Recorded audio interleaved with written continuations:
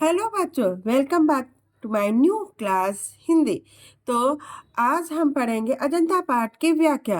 तो चलिए, सबसे पहला पैराग्राफ देखिए, यानी गद्यांश देखिए, उसी की व्याख्या बताना है। तो और जैसे संगसाजों ने उन गुफाओं पर रौनक बरसाई है, चितीरे जैसे रंग और रेखा में दर्द और दया की कहानी लिखते गए हैं। कलावंत छेनी से मूर्ति उभारते कोरते गए हैं, वैसे ही अजंता पर कुदरत का नूर बरस पड़ा है, प्रकृति भी वहां थिरक उठी है। तो बच्चों, लेखक कहता है कि अजंता की गुफाओं में बने चित्रों का सौंदर्य तथा गुफाओं को देखकर ऐसा लगता है मानो गुफाओं के पत्थरों को काटकर मूर्ति बनाने वाले कलाकारों ने यहाँ सौंदर्य बरसा दिया है। चित्रकारों ने रेखाओं में रंग भरकर मानो पीड़ा और करुणा की कहानी में प्राण ही फूंक दी है, और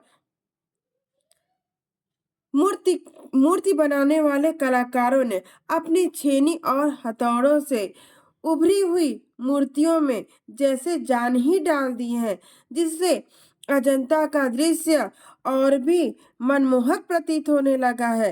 प्रकृति ने भी उन गुफाओं में दोनों हाथों से सौंदर्य लुटाया है, और ऐसा लगता है कि प्रकृति ऐसे सौंदर्य से अभिभूत होकर थिरकने पर विवश हो उठी है। तो चलिए, इसका रिवाइज किया जाए जल्दी जल्दी।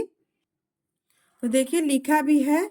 लेखक कहता है कि अजंता की गुफाओं में बने चित्रों का सौंदर्य तथा गुफाओं को देखकर ऐसा लगता है मानो गुफाओं के पत्थरों को काटकर मूर्ति बनाने वाले कलाकारों ने यह सौंदर्य बरसा दिया है। चित्रकारों ने रेखाओं में रंग भरकर पीड़ा और करुणा वाले चित्रों को सजीव बना दिया है। शिल्पकारों ने अपनी छेनी और हथौड़ों से पत्थरों को काटकर बनाई उभरी मूर्तियों में प्राण डाल दिए हैं, जिससे अजंता के दृश्य बहुत ही मनमोहक प्रतीत हो रहे हैं। प्रकृति ने भी उन गुफाओं में दोनों हाथों से सौंदर्य लुटाया। ऐसा लगता है कि प्रकृति भी ऐसे सौंदर्य से अभिभूत होकर थिरकने पर विवश हो उठी है। तो ये रहा रेखांकित अंश की व्याख्या। तो बच्चों, एक प्रश्न है यहाँ पे, देखिए पैराग्राफ के आधार पर अजंता की मूर्तिकला की कौन सी विशेषताएं गद्यांश में बताई गई है। तो बच्चों, यहाँ देखिए लिखा भी है कि उन्हें देखकर ऐसा लगता है मानो मूर्तियां भी बोल पड़ेंगी, वे अत्यंत सजीव प्रतीत होते हैं। चलिए, दूसरा पैराग्राफ देखा जाए। तो दूसरे पैराग्राफ का रेखांकित अंश से पहले गद्यांश देखिए क्या लिखा है, जिसकी व्याख्या करना है।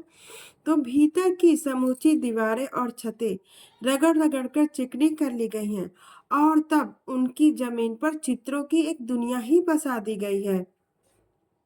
तो इसकी व्याख्या कैसे लिखेंगे, चलिए देखा जाए इसकी व्याख्या को। तो देखिए कि यहाँ लिखा, लेखक कहते हैं कि दीवारों, छतों और खंभों को रगड़ रगड़ कर चिकना बना लिया गया, तथा उसके बाद गुफाओं के अंदर उन चिकने पृष्ठों पर चित्रकारों के द्वारा अनेक चित्र बना दिए गए। उन चित्रों को देखते ही व्यक्ति मंत्र मुग्ध हो जाता है। ऐसा लगता है जैसे उन दीवारों, छतों आदि पर एक नई दुनिया का निर्माण कर दिया गया हो। तो ये रहा बच्चों रेखांकित अंश की व्याख्या। और इस गद्यांश पर देखिए एक प्रश्न है कि पहाड़ों को जीवंत कैसे बनाया गया, गद्यांश के आधार पर स्पष्ट कीजिए। तो इसका उत्तर भी देख लीजिए, यहाँ पे है। इसमें पहाड़ों को जीवंत बनाने के लिए सबसे पहले पहाड़ों को काटकर खोखला बनाया गया, तथा उसके बाद अंदर की दीवार और छतों को घिस घिस कर चिकना बना दिया गया, फिर उन पर सजीव चित्र बना दिए गए। तो ये रहा दूसरे पैराग्राफ की व्याख्या। अगला पैराग्राफ देखा जाए। तो बच्चों, अगला पैराग्राफ है कि कितना जीवन बरस पड़ा है इन दीवारों पर, जैसे फसाने अजायब का भंडार खुल पड़ा हो। कहानी से कहानी टकराती चली गई है बंदरों की। अब तो ये तो रेखांकित नहीं है, फिर अगला चलिए देखिए। कहानी क्रूरता और भय की, दया और त्याग की। जहाँ बेरहमी है वहीं दया का समुद्र उमड़ पड़ा है, जहाँ पाप है वहीं क्षमा का स्रोत फूट पड़ा है। जहाँ राजा और कंगले, विलासी विलासी और भिक्षु, नर और नारी, मनुष्य और पशु सभी कलाकारों के हाथे सिरसते चले गए हैं। हैवान की हैवानियत को इंसान की इंसानियत से कैसे जीता जा सकता है, कोई अजंता में जाकर देखे। तो बच्चों ये पैराग्राफ हमको तो लगता है एग्जाम की दृष्टि से मोस्ट इम्पॉर्टेंट है, तो इसको थोड़ा ध्यान से देखिए। चलिए देखा जाए इसकी व्याख्या। तो बच्चों देखिए लिखा भी है कि लेखक अजंता की गुफाओं में बिखरे चित्रों के माध्यम से बिखरे सौंदर्य के बारे में कहता है कि इन चित्रों की कला अत्यंत सुंदर है। ये चित्र इतने सुंदर है कि वे जीते जागते से प्रतीत होते हैं। लगता है कि संसार का जीवन इनमें समा गया है। ऐसा लगता है कि ये गुफाएं सांसारिक जीवन का एक अजायब घर हो, एक अजीब सा घर हो जिनका दरवाजा गलती से खुला छोड़ दिया गया हो। इन चित्रों में जीवन की कहानियों को एक दूसरे से जोड़ा गया है। लेखक कहता है कि अजंता की गुफाओं की दीवारों पर जो जीवन व्याप्त है उनमें गौतम बुद्ध के जीवन के माध्यम से दया और त्याग की, पशुओं के माध्यम से क्रूरता और दया की तथा पाप और क्षमा की कहानियां उकेरी गई हैं। इनके माध्यम से परस्पर विरोधी भाव का अंकन सर्वत्र देखने को मिलता है।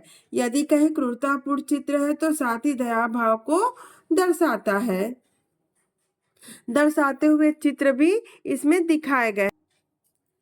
और आगे देखिए, यदि एक चित्र में पाप का चित्रण है तो उसके समीप ही क्षमा का झरना कलकल कलकल करता बह रहा है। शिल्पकारों द्वारा की गई चित्रकारी में विविधता है, जैसे राजाओं और कंगालों, नर और नारी, पशु और मनुष्य, बिच्छुओं एवं विलासियों के सजीव चित्र प्रस्तुत किए गए हैं। लेखक का मत है कि ये चित्र उद्देश्यपूर्ण है कि हैवान की हैवानियत पर इंसान की इंसानियत से किस प्रकार विजय प्राप्त की जाती है। व्यक्ति सीखता है कि बुराई को अच्छाई से किस प्रकार जीता जा सकता है। इसका ज्ञान हमें अजंता की गुफाओं से ही मिलता है।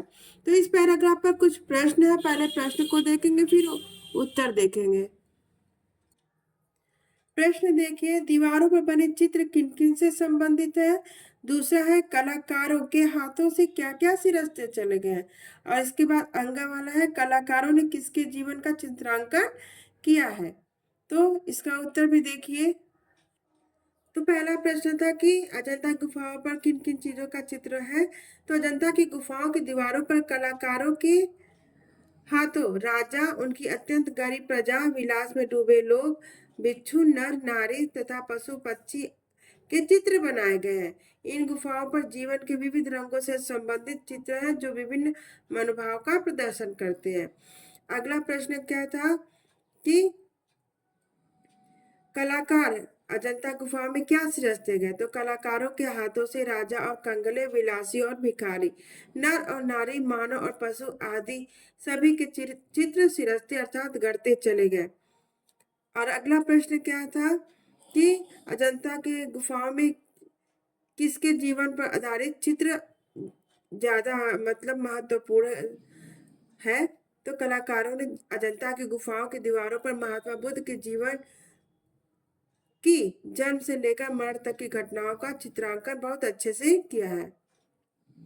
चलिए अगला पैराग्राफ देखा जाए। तो बच्चों अगला पैराग्राफ है, यह हाथ में कमल लिए बुद्ध खड़े हैं, जैसे छवि छलकी पड़ती है, उभरे नैनों की ज्योत पसरती जा रही है और यह यशोधरा है। वैसे ही कमलनाल धारण किए त्रिभंग में खड़ी।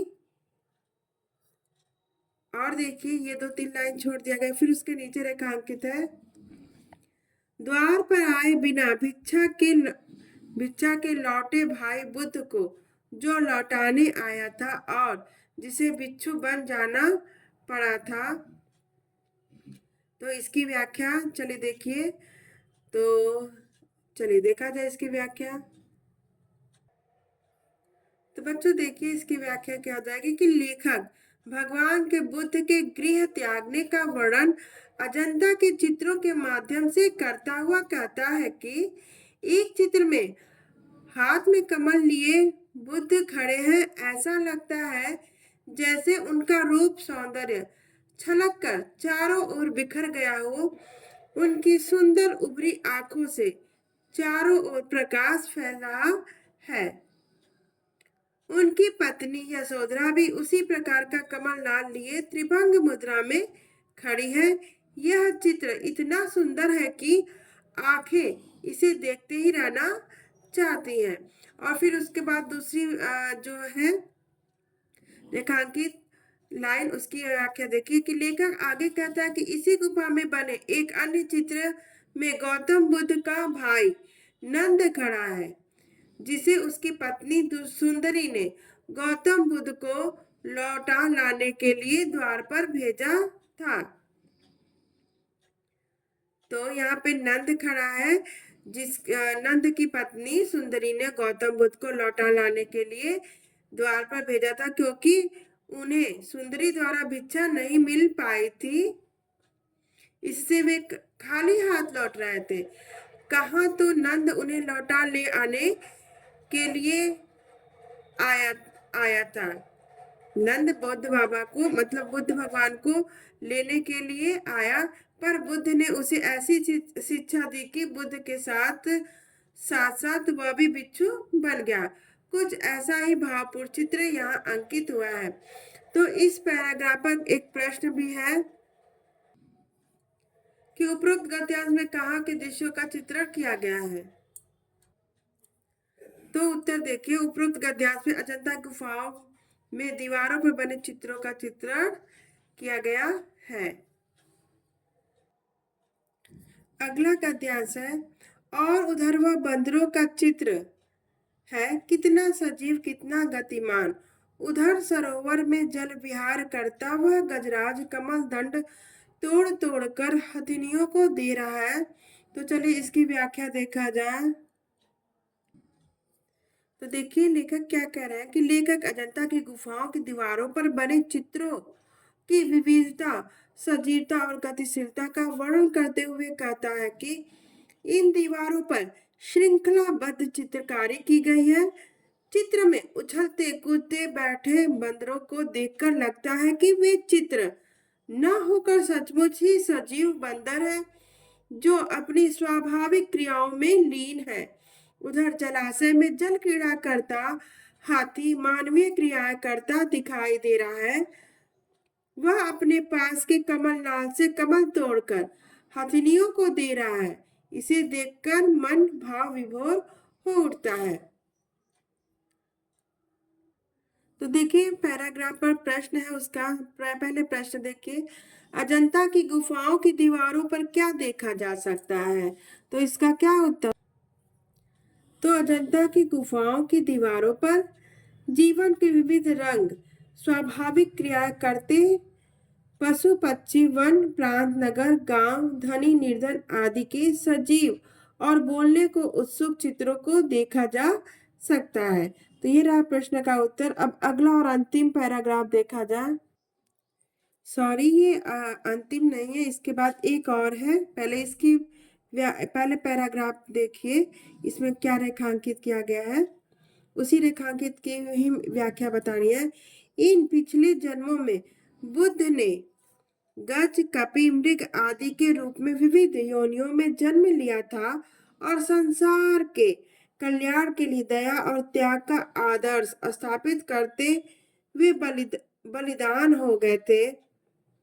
उन स्थितियों में किस प्रकार पशुओं तक ने मानवोचित व्यवहार किया था, किस प्रकार औचित्य का पालन किया था, यह सब उन चित्रों में असाधारण खूबी से दर्शाया गया है। तो चलिए इसकी व्याख्या देखा जाए।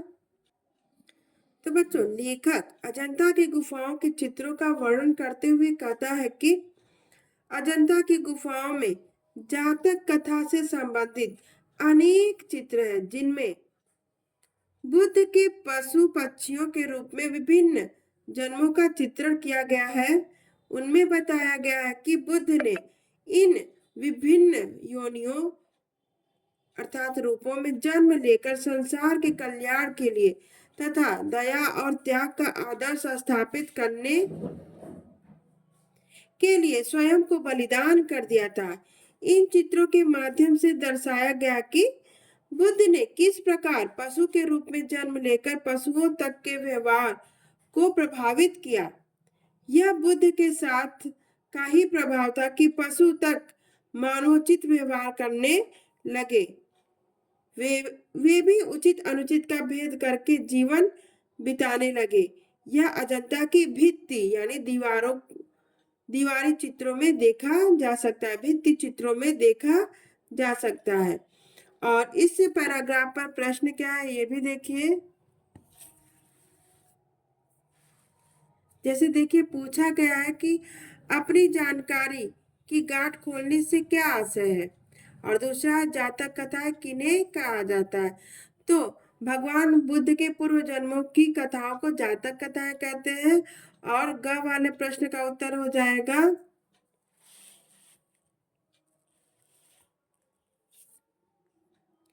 कि अपनी जानकारी की गांठ खोलने से आशय है कि अजंता की गुफाओं की दीवारों पर जिन कला मर्मज्ञों ने गुफा चित्रों को बनाया, उन्हें चित्रकला के बारे में जितना ज्ञान था, उन्हें सारा का सारा ज्ञान इन चित्रों में उड़ेल दिया है।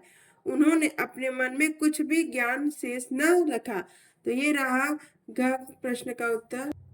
ये है अगला और अंतिम गद्यांश। चलिए इसको देखा जाए। तो अजंता संसार की चित्रकलाओं में अपना अद्वितीय स्थान रखता है।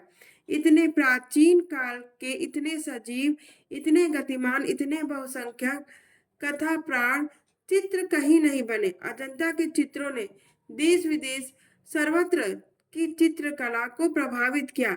उसका प्रभाव पूर्व के देशों की कला पर तो पड़ा ही, मध्य पश्चिम एशिया भी उसके कल्याणकर प्रभाव से वंचित न रह सका। और देखिए इस पैराग्राफ पे एक प्रश्न है कि अजंता की कला का बाहर के देशों पर क्या प्रभाव पड़ा। तो पहले हम व्याख्या देखेंगे, फिर उत्तर बताएंगे। तो देखिए प्रस्तुत गद्यांश में लेखक कहता है कि विश्व की चित्रकला में अजंता की चित्रकला अपना विशिष्ट स्थान रखता है। अतः संसार में चित्रकला का सर्वोत्कृष्ट नमूना अजंता की चित्रकला ही है। विश्व भर में ऐसा कोई स्थान नहीं है जहां इतने प्राचीन और सजीव चित्र पाए जाते हैं। अर्थात ऐसा कोई चित्रशाला नहीं है जहां इतने सजीव और गतिशील चित्र अत्यधिक संख्या में उपलब्ध हो, जिनके माध्यम से कथाओं को वर्णित किया गया हो। ऐसा स्थान संपूर्ण विश्व में दुर्लभ है। इसलिए देश और विदेश की चित्रकलाओं पर अजंता की चित्रकला का विशेष प्रभाव पड़ा है। पूर्व के देशों चीन, जापान, इंडोनेशिया आदि में इसके जैसे प्रयोग स्पष्ट रूप से देखने को मिलते हैं। इसके साथ ही ईरान, मिस्र आदि मध्य पश्चिम एशिया के देशों की चित्रकला भी इसके प्रभाव से अछूती नहीं रह सकी। तो अब प्रश्न क्या था कि अजंता की कला का बाहर के देशों पर क्या प्रभाव, उसका उत्तर देखिए। अजंता की कला का प्रभाव पूर्व के देशों की कला पर तो पड़ा ही, मध्य पश्चिम एशिया, चीन, जापान, इंडोनेशिया आदि पूर्व के देश तथा ईरान, मिस्र आदि मध्य पश्चिम एशिया के देशों की चित्रकला पर भी इनका पर्याप्त प्रभाव पड़ा। तो ये रहा अजंता पाठ की व्याख्या। वीडियो अच्छी लगे तो लाइक कीजिए। Thank you for watching. और अब मिलते हैं अगले चैप्टर के बाद।